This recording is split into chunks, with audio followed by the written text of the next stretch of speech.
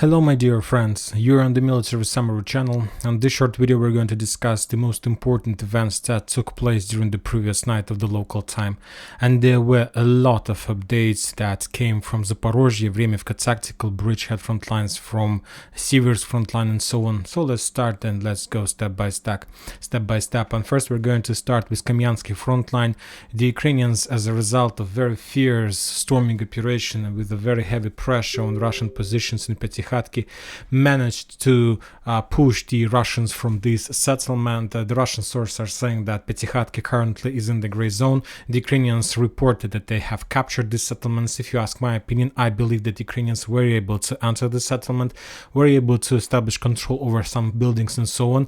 But to tell the truth, this is not a very comfortable situation in Petikhatki. The problem is that the Russians during the previous day, as I understand, as soon as they understood that there is no chances to save control over this settlement, managed to brought significant number of flamethrower systems all over around this settlement. And as soon as the Ukrainians entered this settlement and captured the buildings, the Russians start bombing and shelling these small settlement with every type of weapon they have. And as a result of those attacks, the Ukrainian forces were destroyed in this settlement, in the forest, in this settlement, in the buildings. And as a result of that attack, at least 10 tanks were destroyed and one armored infantry vehicle were destroyed. A lot of manpower was destroyed and so on. And after that, the Russians stepped back from the settlements towards more reliable positions.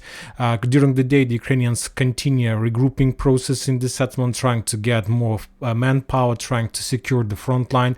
And the Russians are saying they expect the resume of the offensive operation during the next days. Furthermore, the Russians published a very interesting video how the Ukrainians were making mining process using the drone. As you can see, this is a small vehicle, drone vehicle, and as you can see, this drone vehicle brought a mine. Then this vehicle dropped the mine and left positions. So this is the tactics that Ukrainians start using with the mining. As you can see, there are a lot of mines. The Ukrainians understand that they can't get there by themselves, and this is very interesting tactics, and I believe that the Ukrainians will intensify using this method and this doctrine of war.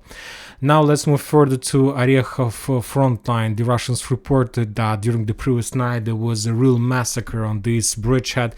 The Ukrainians were sending wave by wave, and there are dozens, hundreds of bodies of Ukrainian soldiers are lying along the combat line.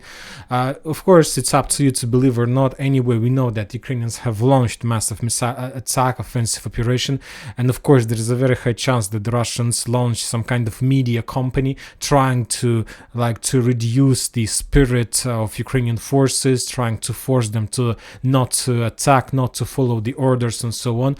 But anyway, the Russians reported that, for example, when talking about entire Orekhov front line, during the previous night the Ukrainians lost 11 tanks, 25 armored vehicles, 150 soldiers killed and around 400 soldiers wounded all over the front line, starting from Nestyryanka to Novopokrovka during just one night. So the Ukrainians during the previous night were trying to attack as usual. First there was attack on the western flank of Rabotiny front line. Then the Ukrainians made another attempt to attack the same direction on the eastern flank of this road in direction of Rabotino. As usual, the Ukrainians were attacking from Mala Takmachka in direction of the settlements Novopokrovka, Novofyodorovka and Verbova. All those attacks were repelled. The losses are very heavy, and for example, just on the western front line of the road between Novodanilovka and Rabotino, the Ukrainians lost during the previous night 3 infantry armored vehicles, 2 tanks, 2 infantry fighting vehicles and 50 soldiers.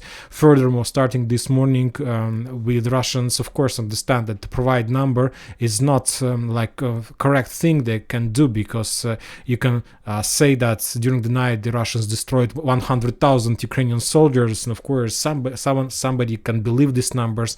But of course, if you are able to provide some photo, video of any type of confirmations, this is going to be a very good base for analysis, and the Russians started providing a lot of videos, and most of those videos were related to that the Russians captured a lot of prisoners of war. This video came from Orechov front line. On this video you can see that something like a company or probably like platoon of Ukrainian soldiers surrendered somewhere in Orechov bridgehead.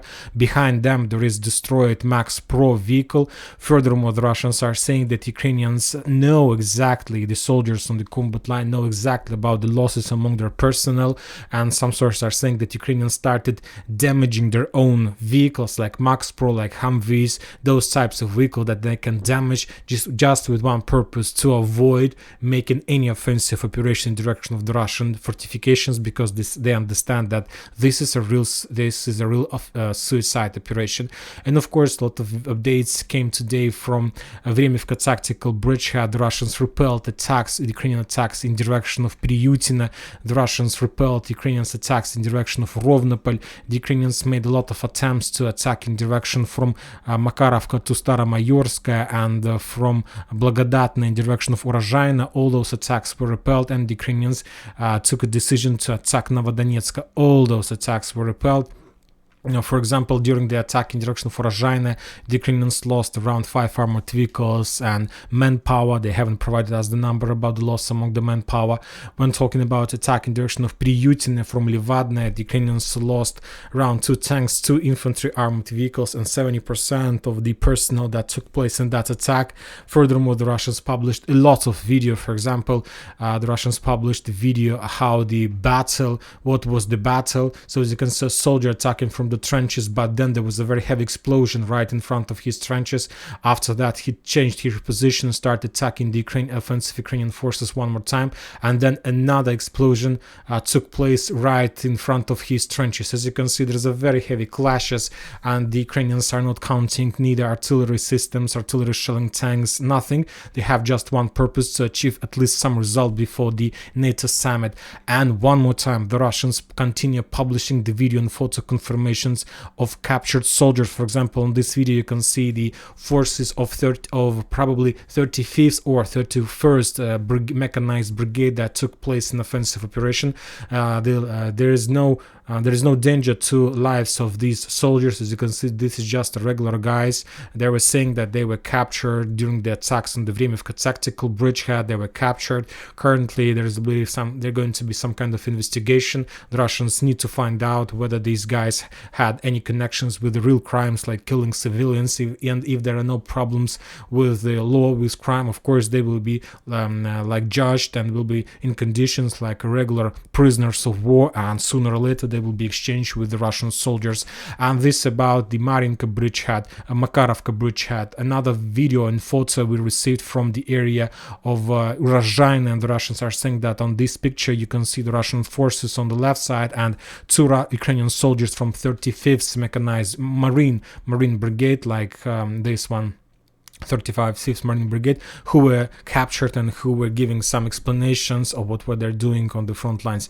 As you can see, significant number of manpower, prisoners of war, and probably the next Ministry of Defense report, they will give us a lot of numbers, how many soldiers were captured during the previous night. Another video of prisoners of war came today from Seversk bridgehead. The Russians were showing another soldier from 10th Mountain Assault Brigade. He was asked a question, where is he serving? What was he doing there? So as you can see, we can't tell for sure what exactly is going on the front lines. It's very difficult. We are not there. We have some videos, some photo confirmations. We know for sure that the Russians were forced to step back from Petykhatki. The Ukrainians probably entered that settlement, or this settlement is in the green zone. There were updates that Ukrainians did manage to penetrate the Russians' defense line in front of Robotina. Of course, different sides gives different updates. In the day and two, we're going to see the real picture, but the thing that I know and I see for sure, that the Russians launched a massive media campaign against the Ukrainian soldiers, trying to reduce their spirit. To tell the truth, all those prisoners of war were captured by the Russians, but maybe some of them were captured not today, during the previous days, but exactly right now they took a decision to release all this video and to give soldiers on the front lines to see what is going to happen next. And that they can surrender and to stop this bloody massacre all over the combat line. And that's it for this short video. Military Summer channel reminds to condemn any violence in the world. Thank you for watching. Subscribe to my channel, put your likes, join my Patreon, and have a good day. Bye bye.